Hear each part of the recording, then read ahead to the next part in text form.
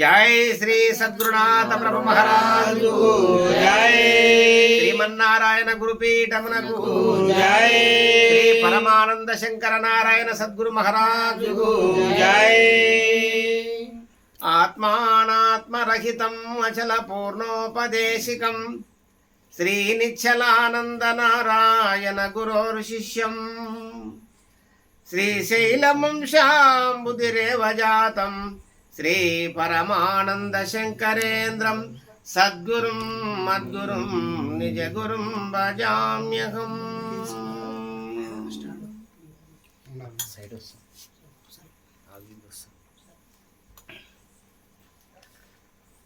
నేడు శ్రీమన్నారాయణ గురుపీఠ అధ్యక్షులైనటువంటి శ్రీ శ్రీ పరమానంద శంకరనారాయణ సద్గురు స్వాముల వారి యొక్క పాదపద్మములకు శిరస్సాష్టంగా నమస్కారంలో తెలియజేసుకుంటూ నేడు భాద్రపద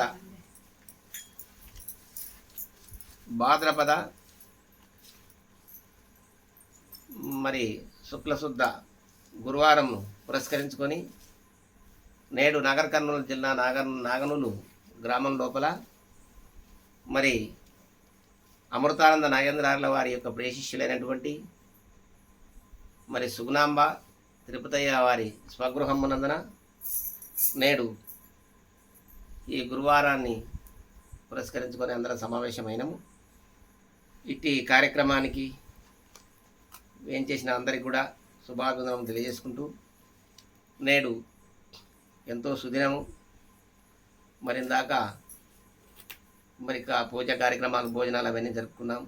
ఇప్పుడు మరి స్వామివారు శ్రీ పరమానంద శంకరనారాయణ సద్గురు స్వాముల వారు ఆత్మానాత్మరహిత మరి పరతత్వ కావ్యం అనే గ్రంథం లోపల కుజన శిష్య లక్షణం లోపల కందార్థ తరువులు తీసుకొని మనకు తోచినంత విచారించుకుందామని మనం చేస్తున్నాం. దీక్షత్రయముల బొందగ నక్షయమగు బోధరోపుడగుటెట్లన్నా సాక్షిగను పెళ్లి నెరుగగా సాక్షాత్ముత్తైదువనుట పాటవు నా విన్నా ముత్తైదువతో సాటిగాదన్నా సత్తైన గురు పూజ సదవాని వేదవాలు నిత్యామహం వాణి నిరతము పలికిన పాటవు నా విన్నా ముత్తైదువతో సాటిగాదన్నా.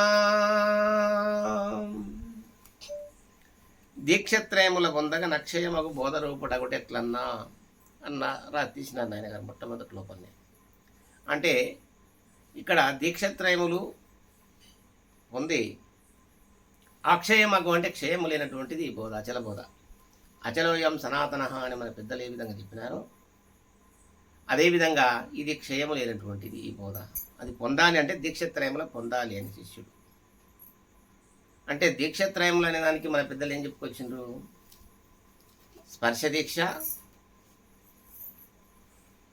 మొట్టమొదటి, స్పర్శ దీక్ష, దృగ్దీక్ష, వాగ్దీక్ష అనే త్రివిధ దీక్షలు పొందాలి.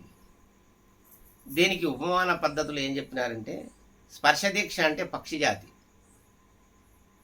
కోళ్ళు పక్షులు ఏవైనా ఉండవు, వండము అంటే గుడ్డు పెట్టి ఆ గుడ్లపైన కోడి 21 రోజు అన్నాహారములు కూడా మర్చిపోయి అది బతకడానికి మాత్రమే ఒక పూట లేచి ఇన్ని గింజలు తిని నీళ్ళు తాగి మళ్ళీ పోయి దానినే పడుకుంటుంది. దాని స్పర్శ వల్ల హీటుకు లోపల అది ఏదైతే తెల్ల నీలం పచ్చ నీలం ఉంటుంది కదా, అది గట్టిపడి లోపల పిల్ల తయారవుతుంది. ఆ హీటుకు పిల్ల తయారయిన తర్వాత క్రమంగా అది హెల్తీ ఏర్పడుతుంది. అంటే దాన్ని ఇంకా ఏదైతే నీరాంశం అంతా కూడా పిల్ల తయారైంది కదా, గుడ్డు దాని చుట్టూ ఖాళీ ఏర్పడుతుంది. అప్పుడు ఇది నాకెందుకు ఇది వచ్చింది అని చెప్పి అది క్రమంగా పొడుస్తుంది. ఏది కోడిపిల్ల లోపల పిల్ల ఏదైనా సరే, పక్షి కానీ కోడి కానీ ఏదైనా సరే, పక్షి జాతి మొత్తం అంతే. అది రౌండ్గా పొడుచుకుంటూ టక్ టక్ టక్ టక్న పొడిచి ఒకనాడు రెక్కలు జర కచ్చి వచ్చిన ఇట్లా అనగానే ఇచ్చుకొని పోతుంది అని. అంటే ఈ స్పర్శ దీక్ష అని ఎందుకు చెప్పుకొచ్చినారంటే గురు స్పర్శలో ఉండాలి. ఎప్పుడైతే ఉపదేశమైనటువంటి శిష్యుడు గురు సేవలో ఎప్పుడు ఉండాలి అంటే గురు సాన్నిధ్యము లోపల ధ్యాన భజన వందనాది క్రియల చేత ఈ సాంప్రదాయ బోధన అడిగి తెలుసుకోవాలని చెప్పి మన శివరామ దీక్షితులు కూడా చెప్పుకోవచ్చు. అట్లా ఆ స్పర్శ వల్ల హీటుకి పిల్ల తయారవుతుంది. అందుకు దానికి అట్లా చెప్పుకోవచ్చు స్పర్శ దీక్ష లోపల. మరి దృగ్దీక్ష అంటే ఏంటంటే చేప గుడ్లను పెట్టి అది ఎటో పోతుంది. అది ఎప్పుడైతే దాని చేప యొక్క చూపు దాని గుడ్డు పైన పడిందో గుడ్డు పగిలి పిల్ల తయారవుతుందండి. ఆ గుడ్డు పెట్టిన తర్వాత చెరువు ఒట్టిపోయినా సరే చెరువు మొత్తం ఒట్టిపోయినా సరే అక్కడ రాళ్లకు అక్కడిక్కడ చేప గుడ్లు ఉంటాయి అతుకొని. మళ్ళీ సంవత్సరము 2 ఏళ్ళకు మళ్ళీ చెరువులకు నీళ్ళు వచ్చింది అంటే అప్పుడు గుడ్డు పగులుతుంది. అది అంటే వృధా పోదు అక్కడ. అంటే దృష్టి ఎప్పుడైతే స్పర్శ అంటే గురు స్పర్శలో గురు సన్నిధిలో ఉంటూ దృష్టి గురునిపై నిలుపుకోవాలి అని.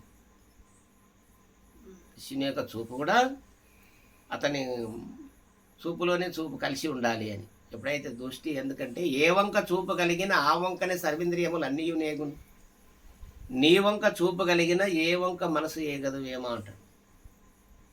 ఎప్పుడైతే మన చూపు కుదిరిందో మనసు అక్కడే ఆలోచిస్తుంది. మనసు ఎప్పుడైతే అక్కడ ఉందో బుద్ధి ఆన్ని నిక్షేపిస్తుంది. ఇది సత్యాసత్యాలను ఆలోచన చేస్తుంది బుద్ధి ఉంటే అక్కడ కదా. చిత్తం దాని గురించి ఆలోచిస్తుంది. మన వరకు ఎంతవరకు అర్థమవుతుంది. అది అహంకారము దృఢం చేస్తుంది అక్కడ. కాబట్టి ఆ చూపు అనేది కూడా అక్కడ ఉండాలి అనేది ఇది పొందాలి గురువు పైన కదా. దృగ్దీక్ష. వాగ్దీక్ష అంటే తావేలు తలంపు అంటాడు. తావేలు పిల్లల కనింది మొదలు అది ఎటో వెళ్ళిపోతుందంట. అది ఎక్కడున్నా సరే ఒకసారి దానికి స్మరణకు వచ్చిందంటే పిల్లలు బాగుంటారులే అనేది అనుకుంటే ఆకలి తీరిపోతుందంట. అంటే శిష్యుడు ఎప్పుడైతే గురువు పైన దృష్టి ఉండి గురుస్పర్శలో గురుపంచన ఉండి ఆ బోధ విని దృష్టి ఎప్పుడైతే ఉందో ఎప్పుడైతే తలంపు తలుచుకుంటే నీకున్న సంశయాలను తీరిపోతాయి. శిష్యునికి ఉన్నటువంటి సంశయాలని కూడా గురువు పైన ఎప్పుడైతే దృష్టి కలిగిందో ఇదంతా మాయా, ఇదంతా లేనిది, ఉల్లక్కి, ఇది ఎండమావుల వలె, ఇది శాశ్వతం కాదనేది ఆ గురువాకులు ఎప్పుడైతే నేను స్మరణకు తెచ్చుకొని ఆ దృష్టి కలిగి ఉంటామో ఇంకా వాడు ప్రశాంతంగా ఉంటాడు. అంటే త్రివిధ దీక్షలు పొందగా అక్షయమకు బోధరూపడకు ఎట్లన్నా ఈ పొందాలి అంటే ఉపదేశం పొంది ఈ అక్షయమైనటువంటిది క్షయం లేనటువంటి ఆచరణ బోధన గ్రహించాలనేది దాని ఆ సెంటెన్స్ చెప్పవచ్చు. మరి సాక్షిగాను పెళ్లి నిరగక అంటాడు. అంటే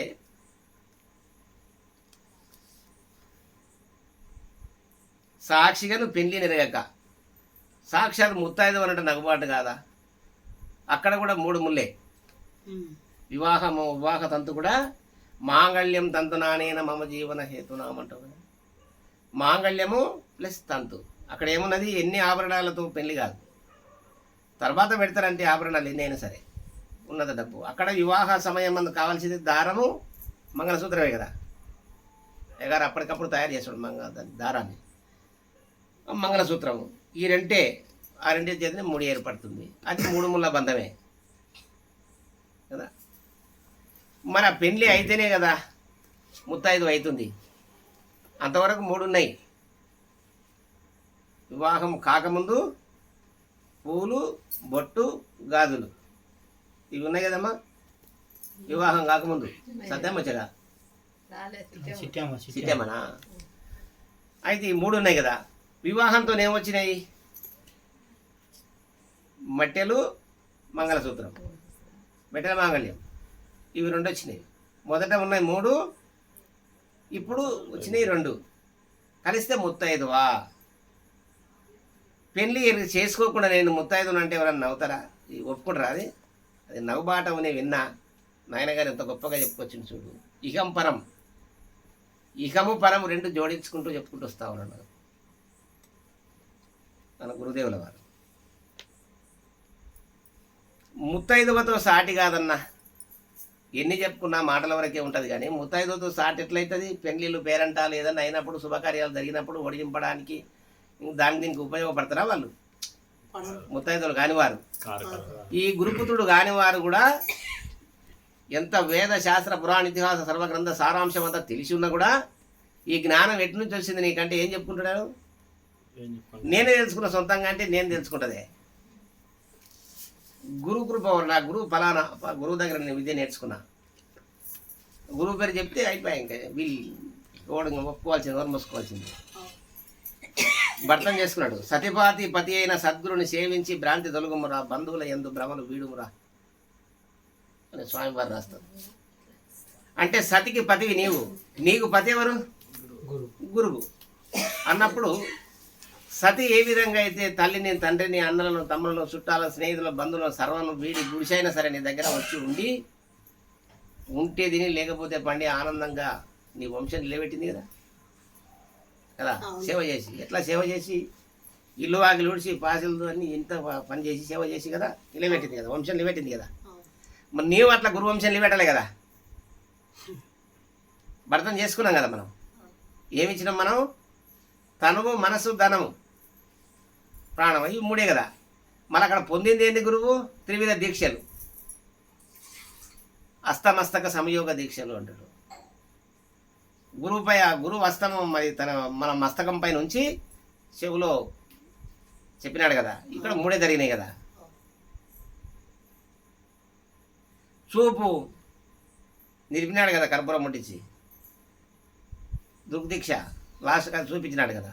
ఇక్కడ మూడే కదా. వివాహ సమయం అందు 3 ముళ్ళే కదా, ఇక్కడ మూడే కదా.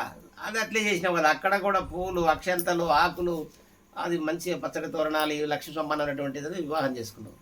ఇక్కడ కూడా అంతే, తమలపాకులు, పాలు, అక్షంతలు, పూలు, 10 మంది భక్తులు అందరి సమక్షం లోపల నీకు వివాహం జరిగింది ఇక్కడ కదా. మరి అప్పుడు నీవు కూడా ఆ విధంగా చేయాలి కదా. సేవ చేస్తే కదా కొడుకు పుట్టేది. ఎవరికి పుట్టాలి? కొడుకు శిష్యునికి పుట్టాలి. ఆ అమ్మాయికి వచ్చి ఈడ భర్తతో కాపురం చేస్తే కదా పుట్టింది. అట్లేం లేదు, తల్లిగారింటికనే ఉంటే పుడతారా? అక్కడనే ఉంటే కాదు కదా. మరి మనం కూడా గురువు దగ్గర అట్లా సేవ చేయాలి కదా. అది ఉపరతి, ఇది ఉపరతి, అది అధోరతి. అధోరతి వలన ఇక్కడ గర్భం దాల్చి కుమారుని పుట్టించింది, కుమార్తెలో కుమారుడు పుట్టింది. ఉపరతి వలన ఇక్కడ చెవు ద్వారా విని సహస్రాల మంద నిలిచి 12 ఏళ్ళు, దీనికి 9 నెలలే. జ్ఞానపుత్రుడు పుట్టాలంటే 12 ఏళ్ళు. ఇది ఆనందమే.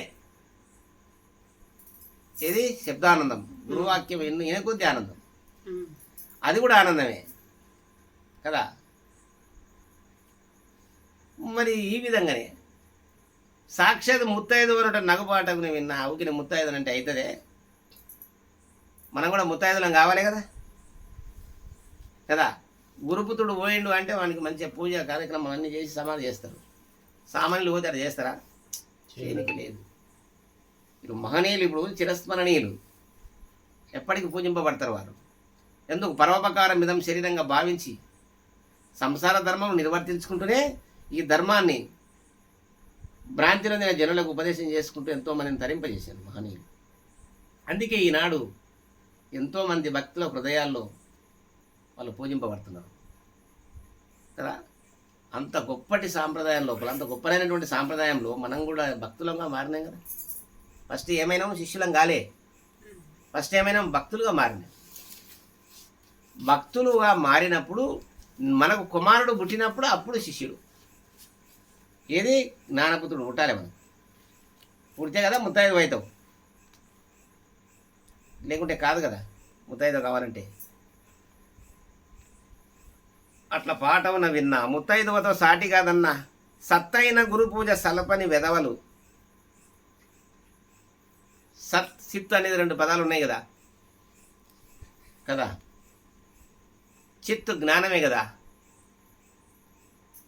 జ్ఞానం అంటే చిత్తు, అది సర్వం అంతా దాంతోనే కదా విచారించింది. సర్వం ఇహ సంబంధమైన విషయాలన్నీ తెలుసుకుంటుంది. సత్తు అంటే పరమాత్మ కదా.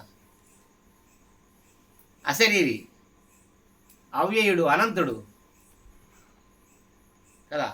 గురువు సర్వంతర్యామి, శాశ్వతుడు, అతను అనంతుడు కదా. అట్టివారి యొక్క సేవ చేయండి అంటే సత్తైన గురు పూజ సదవని వెధవలు అంటే ఎవరు? భర్త లేని వారిని కదా వెధవలు అంటారు కదా. మరి గురుడు లేని వారు కూడా వెధవలతో సమానం అని. గురువు అంటే ఎవరు? సద్గురు, నిజగురు, జగద్గురు, పరమగురు, పరమార్థ గురువు, ఇవన్నీ మనం పదాలు రూపాంతరం చెందుతుంది కదా. సద్గురు అంటే సాకార స్వరూపంతో ఉన్నటువంటి గురువును మనం మొదలు చేరటం. సాకార స్వరూపం ఎంత కొంతకాలం ఉంటుంది కదా. అట్టి గురువును సేవ చేసి మనలో ఉండే గురువును గ్రహించాలి. జ్ఞానమే గురువు కదా. నీకు జ్ఞానమే జ్ఞానాకారుడై ఉన్నాడు కదా గురువు. మరి అట్టి గురువు ద్వారా సత్తు అయినటువంటి పరాన్ని తెలుసుకోవాలి. అంతటా ఉన్నటువంటి గురువును, అఖండ గురువును గ్రహించాలి. అటువంటి సత్తైన గురు పూజ సదవని వెధవలు నిత్యమహంబను అంటే నిరతం పలుకుతారు. అహంకారమే కూడా పొడచూపుతుంది వాళ్ళకి తప్ప అహంరహిత మార్గం గ్రహించలేరు అని. ఎప్పుడైతే గురువు ఉంటాడు కాబట్టి ఇది మా గురు సాంప్రదాయం, మా గురువుల వల్ల వచ్చింది, అది మాతోని కాదు, ఇది ఆ గురు కృప వల్ల మాకు వచ్చింది, మేము చెప్పగలుగుతున్నాం, కానీ ఇది మాది కాదనేది వాళ్ళు చెప్పుకుంటారు కదా. ఇంకా గురువే లేని మాకంటే మేమే చెప్తున్నాం అనేది వస్తుంది కదా కదా. అట్లా లేదనమాట. నిత్యం అహంబని నిరతము పలికిన పాటవున విన్న ముత్తైదువతో సాటి కాదన్నా. అట్లా గురుపుత్రులకు సాటిదారు ఎవరైనా సరే అని చెప్పి ఈ కందార్థం లోపల ఇంత చక్కగా మనకు అర్థాన్ని స్వామి చెప్పినాడు. గురువులను ఎదిరించెడియా నరునకు తెలుపంగవలదు నరయగ బోధన్ అంటే గురువులను కూడా ఎదిరించేటటువంటి వారు, అటువంటి వారికి బోధ చెప్పొద్దని. గురువులను ఎదిరించెడియా నరునకు తెలుపంగవలదు నరయగ బోధన్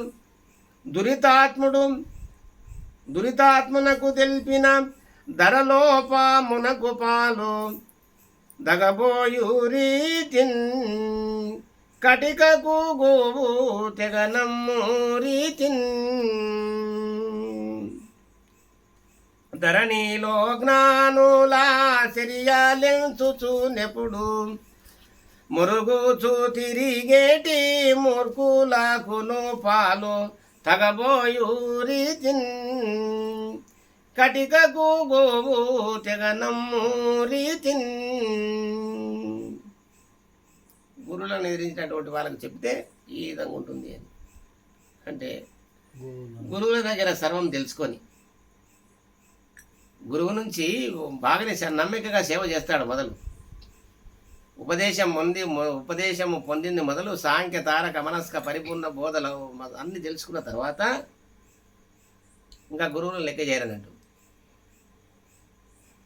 అప్పుడు ఏదో నాకు తెలిసిందే ఇదంతా, గురువు ఉండాలని మాత్రమే గురువు దగ్గర చేరినాం, కానీ ఆయన నాకు పెద్ద చెప్పింది ఏం లేదు అనే భావం. అంటే ఎదిరించినట్టు ఎక్కడ అంటే గురువులను ఎదిరించేది అటువంటి వాళ్ళకి చెప్పొద్దు ఇది అని. మందభాగ్యులు, అహంకారులు, అటువంటి వారికి చెప్పితే దురితాత్ములకును నరుడకు తెలుపంగవల జీవు నరయగ బోధన్. దురితాత్ములకు తెలిపిన ధరలో పాములకు పాలు దగబోయే రీతిని. పాముకు పాలు వస్తే విషం ఎరుగుతుందా? యాప చెట్టుకు పాలు వస్తే సేదు పోతుంది? పోదు కదా. ఈ దురితాత్ములకు కూడా అట్లా వాళ్ళ లోపల ఉన్నటువంటి అహంకారం చెడదు. ఎంత బోధ చెప్పినా కూడా పోదు, వానికి అహంకారం పోదు. బొగ్గు పాలగడుగా పోవు నా మలినంబు అంటాడు. బొగ్గును ఎంత కడిగినా కూడా మలినం పోదు. ఎంత విన్నను కానీ ఎంత చదివినా కానీ హీనుడవగు నంబు మానలేడు. బొగ్గు పాలగడుగా పోవు నా మలినంబు. విశ్వదా విరాంగుడు ఏమంటాడు ఏమన్నా చెప్పలవా. అటువంటి హీనులకు కూడా ఎన్ని చదివినా కూడా శాస్త్ర పురాణ ఇతిహాస సర్వ గ్రంథాలు ఎన్ని చదివితే కూడా చదివినంతసేపే ఉంటుంది. అంటే పురాణ వ్యసనం ముందర ఉన్నంతసేపు రాముడు ఏ విధంగా నడుచుకున్నాడు, లక్ష్మణుడు అన్న దగ్గర ఎంత బాగున్నాడు, వాళ్ళు అన్నదమ్ములు ఎంత అన్యూన్యంగా ఉన్నారు, ఎంత కలయి చాలా బాగా చెప్తారు రామాయణం అంతా. మరి ఇంట్లో కోడలు ఏ విధంగా ఉండాలి, సీతమ్మ లేక చూసి నడుచుకోవాలి, ఏనాడు ఎదురు మాట్లాడలే, భర్తకి ఎదురు మాట్లాడలే, అత్తలకి ఎంత బాగుంది కదా. అంటే రాముడు ప్రజలను ఎంత బాగా పరిపాలించిండు, గురువుల దగ్గర ఎంత వినయంగా విధేయత ఎంత పద్ధతిగా ఉండి బోధ తెలుసుకున్నాడు. ఇవన్నీ రామాయణం అంతా పురాణం పెట్టుకున్నాడు బాగా చెప్తాడు. పురాణం ఎప్పుడైతే తీసి పక్కకు పెట్టిండో అన్నదమ్ములు కొట్లాడతారు, కుటుంబ తగాదాలు అన్నీ ఇట్లే ఉంటాయి అన్నమాట. ఎంత ఎంత బలం ఉంటుంది నిజంగా.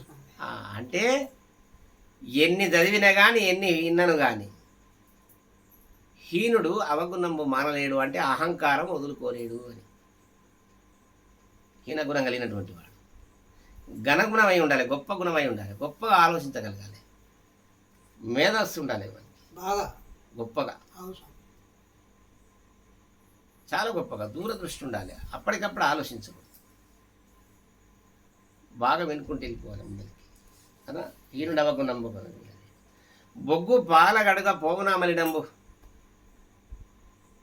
బొగ్గుని ఎంత కడిగినా కానీ తెల్లగా అవుతుందా? కాదు. అంటే గురువుల దగ్గర పోతే దాన్ని తెల్లగా చేసి మళ్ళీ పాలలో కలిపేటట్టుగా చేయగలుగుతారు ఆ బొగ్గును. ఎట్లా చేస్తారు వాళ్ళంటే ఆ బొగ్గులని ఒక చోట పోసి మళ్ళా 2 కాగితాలు వేసి దాన్ని వెలిగిస్తారు. అవి మొత్తం గాలి బూడిద అవుతుంది. బొగ్గులు మొత్తం సగం గాలినాయి కాబట్టి బొగ్గు ఉంది, అది పూర్తి కాలిస్తే బూడిద అవుతుంది. బూడిది పాలలో కలిసిపోతుంది కదా. అట్లా గురుకృప లేనిదే ఎవరిది అహంకారం నశించదు. గురుపాదముల యందు కాలాగ్ని ఉంది కనుక అందుకే గురుపాద నమస్కారం పెట్టారు మహనీయుల సనాతన నుండి కూడా. మన సనాతన ధర్మం లోపల అది పెట్టినారు కాబట్టి.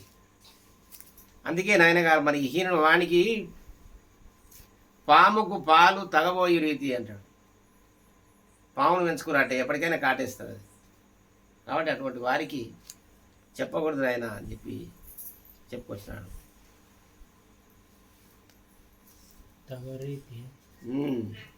దురితాత్మలకు తెలిపిన ధరలో పామునకు బాలు తగబోయు రీతిని పోయిన రీతిగా ఆ విధంగానే అవుతుంది అని కదా. కటికకు గోవు తెగ నమ్మిన రీతి. కటికవానికి గోవును తెగ నమ్మితే వాడు ఏం చేస్తాడు? వాడు మంచిగా మేపి దాని పాలు విండుకొని తాగలుగుతాడా? దాన్ని గొంతు కోసుకొని తింటాడు అంతే కదా. దాన్ని కోస్తాడు, తోలు అమ్ముకుంటాడు, మాంసం అమ్ముకుంటాడు, అట్లా చేస్తాడు. ఇటువంటి వాళ్ళకు కూడా ఈ బోధ చెప్పి, ఈ బోధ సాంఖ్య తారక మనస్క పరిపూర్ణ బోధలు అన్నీ చెప్పితే ఈ బోధ పుణ్యానికి వచ్చిందని అమ్ముకుంటారండి గురువులు అయినరు కదా. గురువులు అయ్యి ఏం చేస్తారంటే వృత్తులు మానుకుంటారు. ఇక గురువులు అయినరు కదా, శిష్యులు ఉన్నారు కదా, ఇంకా ఇంకేం పనేం చేయకూడదు. పనేం చేయకూడదు అంటే మరి పెళ్ళాన్ని చేసుకోకూడదు. భార్య పిల్లలు ఇల్లు సంసారం లేకపోతే చేయకుండా ఇబ్బంది లేదు. మొదలే రాజయోగ ధర్మం ఇది మనది. మన సాంప్రదాయం ఏంది? రాజయోగం కదా. రాజ్యవనికైనా చేయి దాస్తాడా?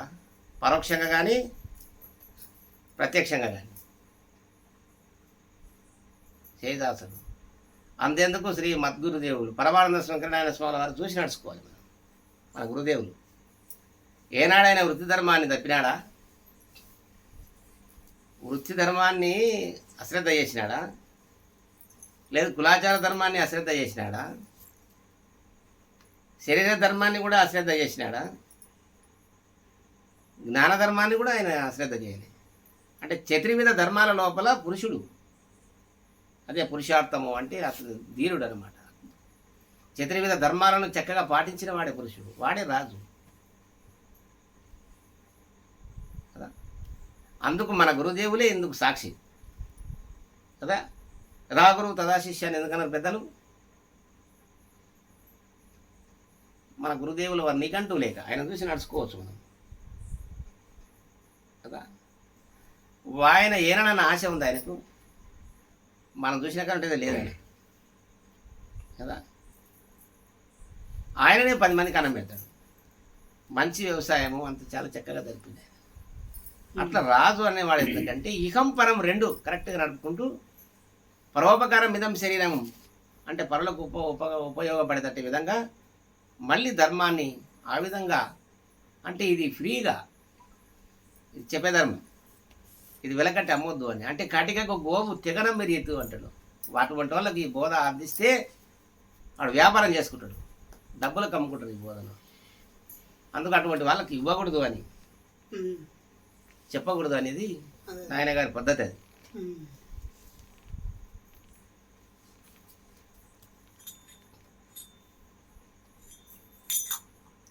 కటికకు గోవు తెగనమ్మిన రీతి ధరలో జ్ఞానుల చర్యలు ఎంచుచున్న. ఇప్పుడు జ్ఞానులు ఉంటారు కదా, అన్ని విధాల చక్కెర అడుచుకునే వాళ్ళను, వాళ్ళ చర్యలు ఎంత ఉంటారు, ఇంకేం పని లేకుంటుంది కదా.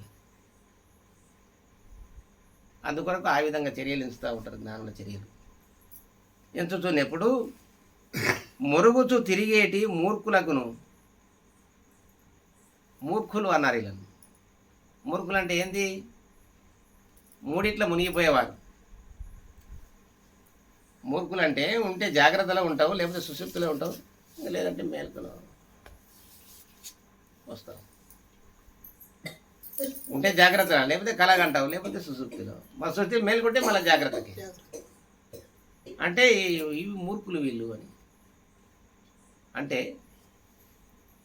ధర్మము, అర్థము, కామము ఈ మూడింటి వరకే మునిగిపోతారు, మోక్షం అనేదాన్ని గ్రహించలేరు. ధర్మము, అర్థము, కామము, మోక్షం అని 4 ఉంది కదా ధర్మాలు. అంటే ఈ ధర్మము, అర్థము, కామము ఈ మూడింటి వరకే. అంటే సమస్త జీవరాశులు ఈ 3 చేస్తూ ఉన్నాయి. ధర్మము అంటే పశువులు దొడ్డిని అనుసరిస్తున్నాయి, పక్షులు గూడాలుకుంటున్నాయి, చీమలు ఒక రంధ్రాన్ని ఏర్పాటు చేసుకుని అందులోకి పోతున్నాయి, మృగాలు ఒక గృహ ఏర్పాటు చేసుకుని అందులోకి పోతున్నాయి, రాత్రి నివసిస్తున్నాయి. మళ్ళీ వాటి సంతానోత్పత్తి చేస్తున్నాయి కదా. అర్థము అంటే వాటి భోజనం చేస్తున్నాయి. అంటే ధర్మము, అర్థము, కామం అంటే పిల్లల కనుక ఇవన్నీ చేసుకుంటున్నాయి, కోరికలు అవి తెలుసుకుంటున్నాయి. కానీ దేవుడు ఉన్నాడు, తెలుసుకుందాము, సర్వంతర్యం ఉన్నటువంటి పరమాత్మ ఉన్నాడంట తెలుసుకుందాం అనేది ఏ జీవరాశి కూడా ఆలోచించడం లేదు. ఒక మానవునికి మాత్రమే అటువంటి యొక్క ఆలోచన ఉంది. కాబట్టి ఈ మానవులు కూడా పూర్తి విచారించడం లేదు. దేవుడు ఉన్నాడు అనే మాట అంటారు తప్ప దేవుడు ఎక్కడున్నాడు అంటే అయోమయంలో పడతారు. దేవుడు ఉన్నాడా అంటే ఉన్నాడని అంటారు కదా. చిన్నపిల్లడు అయినా సరే దేవుడు ఉన్నాడని అంటారు కదా, లేడని ఎవరైనా అంటారా? మనం కూడా దేవుడు ఉన్నాడు అని అంటాం అనుకో, ఎక్కడున్నాడు అంటే నిర్ణయం ఉండాలి కదా, నిరూపణ చేయాలి కదా. దేవుడు ఉన్నాడు అంటే ఇంకా ఉన్నాడు అని అంటాము. గుడి గుడి చూపుతాం, ఏదైనా ఒకటి గుడి చూపుతారు, రూపముల చూపుతారు అంటాడు. దేవుని చూపేద మనసును రూపముల చూపేదారు మూర్ఖులు ఇళ్ళలో అంటారు. అంటే దేవుడు అని చెప్పి కృష్ణుని ఫోటో పెట్టి చూపుతారు, బ్రహ్మంగారి ఫోటో పెట్టి చూపుతారు, రాముల వారి ఫోటో పెట్టి చూపుతారు. ఇదో దేవుడు ఈయననే అని కదా. అవన్నీ ఎటువంటి మనిషి ఆకారమే కదా అదంతా కదా. వాళ్ళు గురువులయ్యా, దేవుళ్ళు గారాలు. గురువులు ఆదర్శ పురుషులు వాళ్ళు. పూర్వము గురువుని చేరి గురుసేవ చేసి గుణాతీతమైన పరాన్ని గ్రహించి మళ్ళా సంసార ధర్మములను అనుసరిస్తూ అట్టి పరాన్ని 10 మందికి తెలియజేసారు. వాళ్ళు తెలియజేసారు కాబట్టి నన్ను పూజింపబడుతున్నారు, ఆదర్శప్రాయులై నిలిచినారు అంతే. వాళ్ళు కూడా దేవుని తెలుసుకొని తరించారు గురుకృప వల్ల కదా. మరి దేవుడు ఎవరు అనేది విషయం ఆలోచిస్తే చెప్పనికి రాదు. అంటే దాన్ని సంపూర్ణంగా విచారించాలి గురువుల వలన గురుసేవ చేసి మరి వారి దగ్గర నిజం విచారించుకొని తెలుసుకోవాలి కదా, అప్పుడే అర్థమవుతుంది.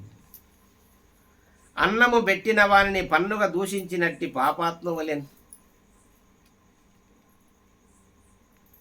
ఎందుకు చెప్పుకుంది కదా, కుజన శిష్యుల లక్షణం అంటే కుజన శిష్యులు ఈ విధంగా ఉంటారు అని. అద్దుల భూషణ ఆవల దూషణ రద్దులు చేతులు రగడం అని భూమని రాసినాడు ఒకటే మాట. అద్దులను భూషణ మీ అంతటి వారా, మహనీయులు, గొప్పవారు, పండితులు, గొప్పవారని మంచిగా బాగా పొగుడుతూ ఉంటారు.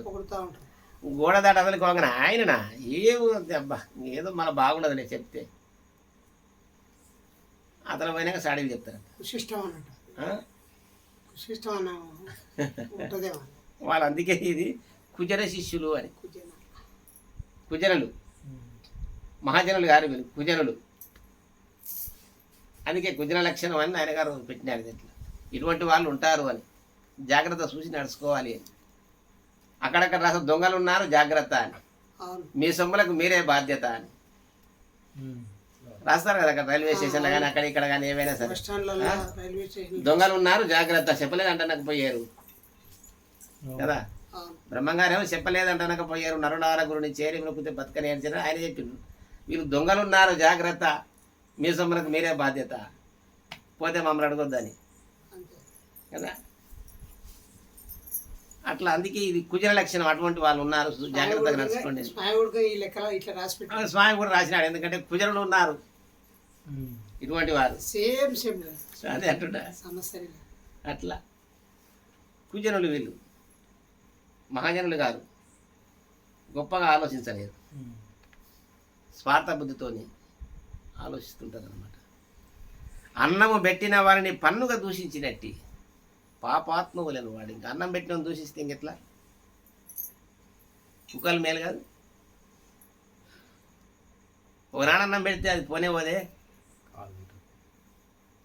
ఒకనాడు అన్నం పెడితే ఆడనే ఉంటుంది అది. మేము చిన్నప్పుడు పట్టుకొచ్చిన ఒక కుక్కను, మురళిగాడు పట్టుకొచ్చి ముందర దాకిండు. అది అంత గలీజ్ చేస్తుందిరా అని చెప్పి మా తిరుపతి వాళ్ళకి ఇచ్చేసినాం. అది ఇప్పటికి ఓసారి వచ్చి ఆడ ఉండిపోతుంది, ఇంతే సేపు అన్నట్లు ఉండిపోతుంది. అది మేము ఆ ఇంటికి మేము పోతే అదంటే సరే లేదు, దాని పిల్లలు కూడా తోకవుతాయి. అది అప్పుడప్పుడు తీసుకొచ్చింది పిల్లల ఇంటికి తీసుకొని, ఇది మన ఇల్లు అనుకుంటామేమో, మరి మనం ఇది మనోళ్ళు అనుకుంటామేమో. అందరు పోతే మురుగుతాయి, మేము పోతే మురగవాయి కదా. చూడబ్బా, అంటే మన తండ్రులకు మన మన మన తాతలకు తండ్రులను మేలు పొందినటువంటి వాడిని చూసి మనం కూడా దూషించవచ్చా? మనకు చేయకపోవచ్చులే, మన నాయనలకు చేసింటారు. ఆ కుటుంబము మన నాయనలకు మేలు చేసిండ్రు, వాళ్ళకి కొంచెం మేలు చేయబట్టి నాయన గారు మేలుకొని మళ్ళీ మనం కొంత ఇలా ఓ పద్ధతిలో ఉన్నాం, ఓ లెవెల్లో ఉన్నాం. వారిదే దీపం అని వెనకడికి మొక్కిండ్రు పెద్దవాసులకు. అంత నీతి ఉన్నది. ఇప్పటి వాళ్ళకి ఆ నీతులు లేవు కదా. అన్నము పెట్టిన వారిని పన్నుగా దూషించినట్టు పాపాత్ములు వెళ్ళేది. అటువంటి వాళ్ళు ఉంటారయ్యా. చూడు, అన్ని అనుభవించి రాసినాడు ఆయన గారు. ప్రత్యక్షాలు ఇవి, స్వామి ఊకే రాయలే కదా. అన్నం పెట్టిన ఎప్పుడు దూషించవు కదా. నీ కరణికి చేతులు రాకపోతే లోపల లోపల మొక్కుకోవాలి కదా. 10 మందికి చెప్పుకోవాలి. అన్నం పెట్టిన నువ్వు అట్లా అనకూడదు. అన్నము పెట్టిన వాడిని పన్నుగా దూషించినట్టు పాపాత్మ వలి. వానికంటే పాపాత్ముడు ఇంకో లేడు. కుక్కలు మేలు, గాడిదలు మేలు కదా. అందుకే శివరామ దీక్షితులు అన్నారు, కుక్కలు మేలు, గాడిదలు మేలు, రాళ్ళు మేలు, చెట్లు మేలు. ప్రశాంతంగా ఉంటే కదలకుండా ఆడి చోటులు అవి ఉంటే ఎవరికి అన్యాయం చేయవు. ఈ మానవుడు తాను పెరుగుట కొరకు ఎంతోమందిని కింద దొబ్బేస్తాడు కదా. ఈ లక్షణం మంచిది కాదు అని. మన సంస్కృతి అది కాదు, మన భారత సంస్కృతి అది కానే కదా. అది ఋషులు కన్న గడ్డ కదా ఇది, మహనీయులు కన్నటువంటి భూమి కదా ఇది. మరి సనాతన ధర్మం కదా మనది, హిందూ సాంప్రదాయ ధర్మం. హిందూ సాంప్రదాయ ధర్మం లోపల గురు శిష్య న్యాయం ఉంది కదా, మొట్టమొదటి నుంచి అయినా సరే. ఆ గురు శిష్య న్యాయ పద్ధతులు ఏ విధంగా గురుగీత చెప్తుందో, స్కాంద పురాణం లోపల ఓమేశ్వర మరి సంవాదం అనే ఘట్టాన్ని మరి లక్ష్మణ ప్రభుల వారు తమ్ముడైనటువంటి శంకర ప్రభుల వారు రాసినాడు కదా. దాని తాత్పర్యం చేసినాడు, మన ముందు ఉంచినాడు. చక్కగా చదువుకొని మనం కూడా ఆ విధంగా నడుచుకునే ప్రయత్నం చేయాలి. అట్లా నడుచుకోవాలి. పాపాత్మని తిన్నగా సద్గురులచే అన్నీ తా తెలిసి ఆదముడు అతనినే దూరం. ఏ విధంగా అయితే లౌకికులు ఆ విధంగా అన్నం పెట్టినవని దూషిస్తారో, ఈ సాంప్రదాయం లోపల కూడా తిన్నగా సద్గురులు వచ్చే అన్నీ తా తెలిసి తర్వాత గురువునే దూరుతారంట. నేను కష్టపడ్డా, నేను తెలుసుకున్నా, నేను తెలుసుకున్నా, నేను సంపాదించిన ఇదంతా ఆయనదే ఉందిలే. గురువులనే దూరుతారంట. గురువులనే చిన్న చూపు చూస్తారన్నమాట కదా. కొట్టి తిట్టి శ్రమల పెట్టి మెడబట్టి ఏటికి దొబ్బేసినా కూడా సిద్ధయ్య గారు అట్లే కాసుకున్నాడు, ఉండి బోధ తెలుసుకున్నాడు కదా. ఇప్పుడు మరి అట్లా లేదే. అందుకే నాయన గారు అట్లా రాసేటాడు. ఒక మాట తిరితే చాలు ఇంకా అతను ఎదిరించేదే కదా.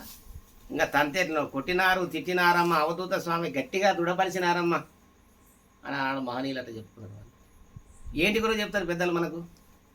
ఇప్పుడు ఒక గోలకుండ తయారు కావాలంటే 4 మూలల రాయి తెచ్చి మేము అప్పుడు చిన్నపిల్లలు అప్పుడు ఆటలు ఆడేది. టీవీలు సెల్ ఫోన్లు ఇవన్నీ లేవు మాకు. అప్పుడు ఆటలే మాకు ముఖ్యం.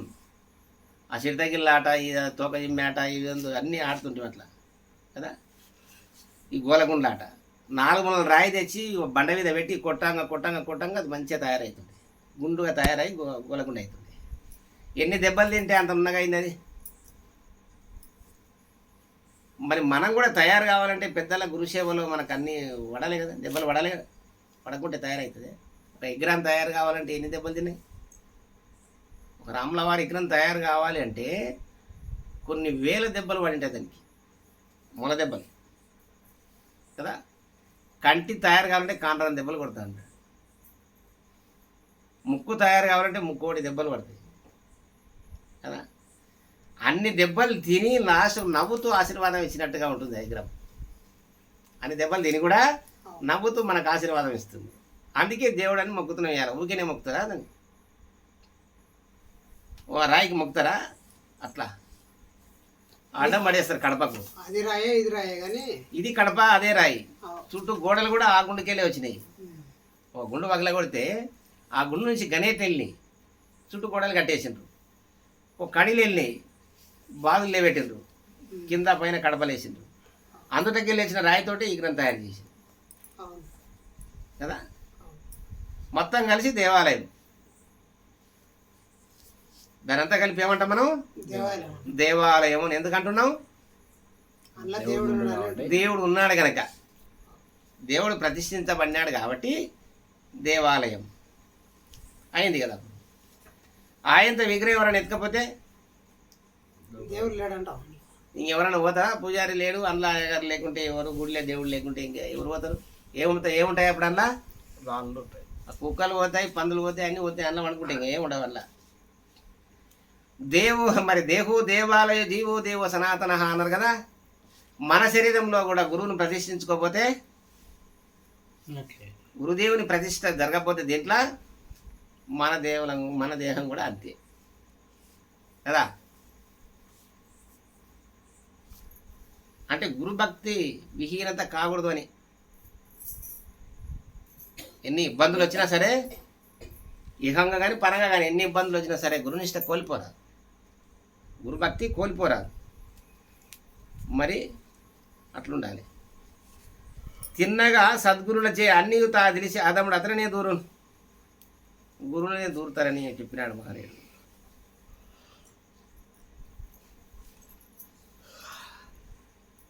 దుష్టులకెల్లా హితవాచరించున్ అంటే వాడు సంఘం ఏర్పాటు చేసుకుంటాడు. ఎవరెవరైతే గురువులతో ఎదిరిస్తారో వాళ్ళందరినీ వీడు గుంపు చేసుకుంటాడు. మళ్ళీ ఇంకొకటి ఉండకూడదుగా, ఆడ గుంపు చేసుకొని మళ్ళీ వ్యతిరేకమైన గ్రూప్ తయారు చేసి గురువులకి అట్లా తయారవుతారు అని కదా. అట్లుండకూడదు, వానికే సేటు.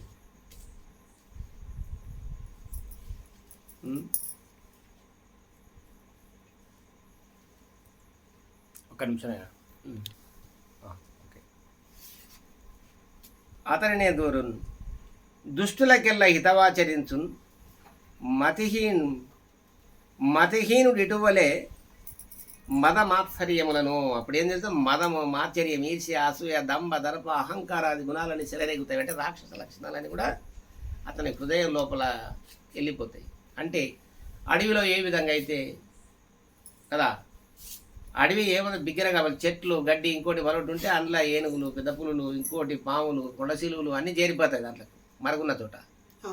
ఎప్పుడైతే వీనికి మదం అనే అహంకారం అనేది వచ్చేసిందో దాంట్లో ఇవన్నీ దూరిపోతాయి, దుర్గుణాలన్నీ కూడా చెలరేగుతుంటాయి అడవి మార్గంగా. అయితే ఇవి సద్గురుని ఎదగక అతనినే దూరం దుష్టులకెల్లా హితవాచరించునని చెప్పి ఈ కందార్థం లోపల కూడా ఎంత బాగా చక్కగా మనకు నాయన గారు తెలియజేసిండు. జయ శ్రీ పరమానంద శంకర నారాయణ సద్గురు మహారాజ్ జై.